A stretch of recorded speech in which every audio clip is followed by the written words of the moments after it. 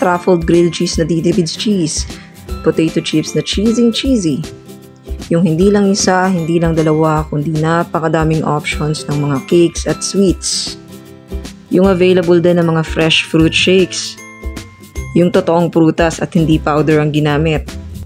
Yung cozying lugar, maganda ang ambience, pwede kang mag-work habang nagkakape. May alfresco at kung trip mo naman ang indoor, pwedeng-pwede.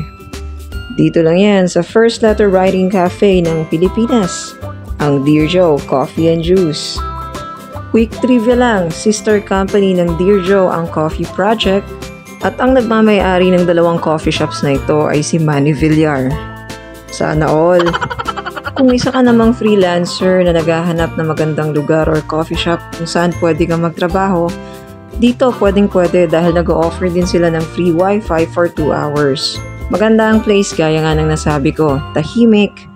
Di ka din mamamblema sa parking space dahil may parking lot sila. Kung pagdating naman sa pagkain ng pag-uusapan, masarap. Nagustuhan namin pareho yung mga in-order namin. So again, kung naghahanap ka ng location na pwede mong tambayan, ano pang hinihintay mo? Tara na!